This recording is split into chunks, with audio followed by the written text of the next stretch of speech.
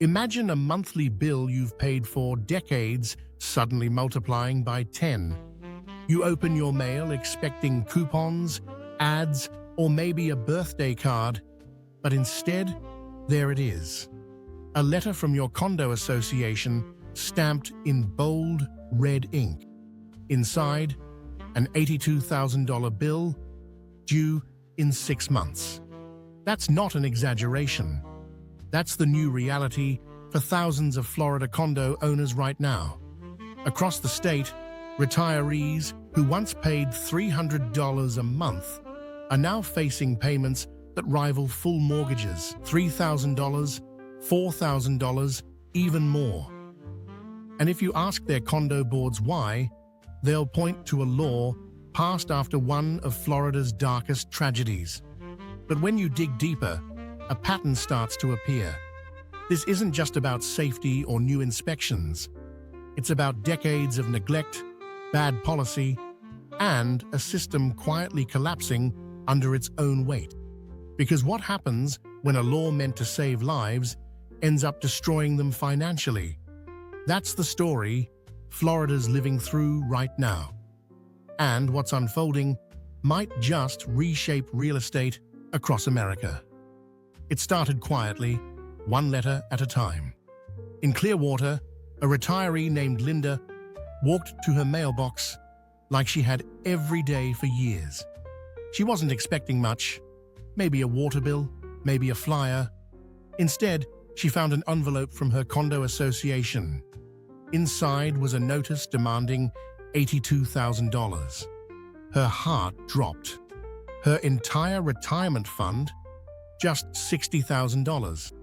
The letter said the fee was non-negotiable. She had 6 months to pay or face foreclosure. At first, she thought it had to be a mistake, but when she called her neighbors, she realized she wasn't alone. Everyone in her building had received the same notice. And across Florida, thousands of people were opening similar envelopes. $50,000, $100,000, even $130,000 bills, all in the name of building safety. What looked like an isolated case was actually the beginning of a statewide financial meltdown. The root of it all goes back to one night, June 24th, 2021. At 1:22 a.m., the Champlain Towers South Condominium in Surfside, Florida, partially collapsed. Within seconds, 98 people were gone. It was one of the deadliest structural failures in U.S. history. Rescue crews worked for days, hoping to find survivors. But behind the scenes, investigators found something else. Years of neglected repairs, ignored warnings, and underfunded reserves. The collapse became a symbol, not just of tragedy, but of decades of complacency. Lawmakers promised it would never happen again. Less than a year later, Governor Ron DeSantis signed Senate Bill 4D, a sweeping new law that forced every condo association in Florida to prove their buildings were safe. The cameras flashed, the crowd applauded, and the bill was hailed as a triumph of accountability. But as the ink dried, one question lingered. Who was going to pay for it all? Senate Bill 4D sounded simple, even necessary. Every condominium 3 stories or higher had town-to-go milestone inspections to assess its structural integrity. If problems were found, repairs couldn't be delayed. And perhaps most importantly, condo boards could no longer waive reserve funds for essential maintenance. It was meant to fix the problem that caused Surfside, boards keeping monthly fees low by postponing repairs for decades. But the new law didn't include a phase-in period or state assistance. So, overnight, thousands of associations realized they were billions short of what they needed. And that's when the letters started going out. Owners were stunned. Some thought they were being scammed. Others thought their board had mismanaged funds. But the truth was simple. The law had changed faster than anyone could adapt. Those who'd been living comfortably on fixed incomes suddenly faced financial ruin. For decades, Florida's condo model had been built on compromise. Low monthly dues meant more buyers, more growth, more votes. Boards would delay painting, postpone roof replacements, or skip foundation work, anything to keep costs down. And then Surfside happened, and that illusion evaporated overnight. The average building inspection revealed years of deferred maintenance, cracked concrete, rusted rebar, corroded pipes, the kind of slow decay that's invisible until it isn't. Under the new law, these repairs couldn't wait. And because so many buildings had no reserves, the only way to pay was through special assessments, massive one-time fees levied directly on owners. That's how retirees who'd budgeted every penny suddenly found themselves staring at bills they could never afford. Lorraine Roy had lived in her condo for more than 30 years. It was supposed to be her forever home, the place she'd retire, surrounded by friends. But this year, her homeowners association fee jumped from $300 to $3,371 a month. "It's more than my entire Social Security check," she said. Her neighbors began moving out. Some listed their condos, others just walked away. And as more people left, the financial hole grew deeper. Listings that once sold in days now sat untouched for months.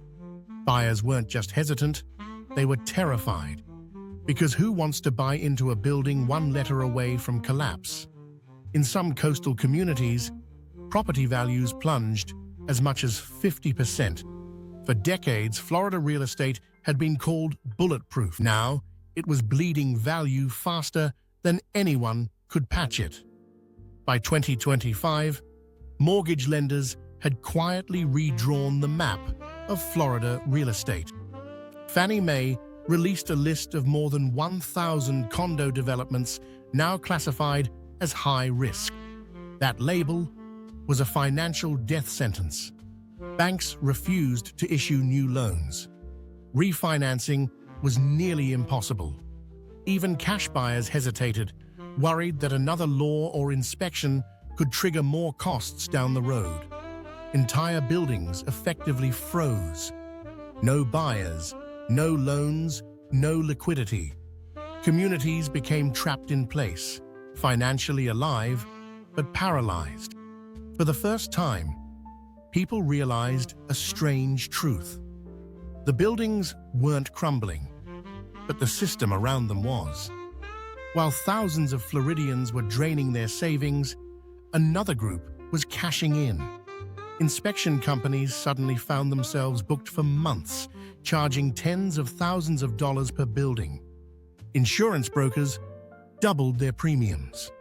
Private lenders offered rescue loans with sky-high interest rates, knowing desperate condo boards had no other choice.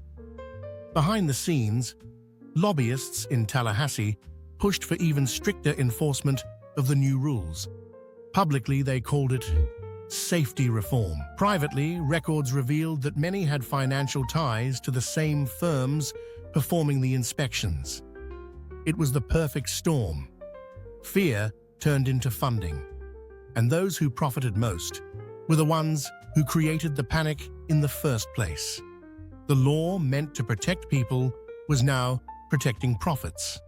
By mid-2025, Florida had become two different states. On one side, luxury towers built after 2000, newer, fully insured, financially stable. On the other, older condos, underfunded and unsellable. Banks refused to approve loans for any building without up-to-date reserve studies. Insurers began pulling out of the state entirely. Even those who stayed tripled their rates, pushing annual premiums to $10,000 or more per unit. A two-bedroom condo in Naples that once sold for $839,000 went at auction for $480,000. A lifetime of equity vanished with one gavel strike. For investors, it was an opportunity. For homeowners, it was devastation. The Florida dream was splitting apart, one half still gleaming, the other crumbling in debt. But then something unexpected happened. The same owners who'd been silent for years started speaking out, not in board meetings, but online. They shared documents, inspection reports, reserve studies, invoices. The things condo boards had buried for decades were suddenly going viral. TikTok videos exposing inflated inspection fees hit millions of views. Reddit threads compared buildings, revealing which associations were mismanaging funds. For the first time, transparency became contagious. Realtors couldn't spin outdated listings. Buyers stopped trusting glossy photos and started digging into budgets. Neighborhood spreadsheets replaced real estate brochures. Information had become the new currency, and what started as a local revolt quickly went national. Because if Florida could crumble under its own laws, other states weren't far behind. California, Texas, the Carolinas, all watching nervously, wondering if their safe condos were next. By the end of 2025, the impact stretched far beyond property lines. Small community banks that had financed condo associations started showing cracks of their own. Delinquencies rose. Developers paused projects mid-construction. Insurance carriers, already struggling after a string of hurricanes, began folding altogether. The few that remained relied on state-backed plans with shrinking coverage. Across the coastlines, construction cranes stood frozen in place.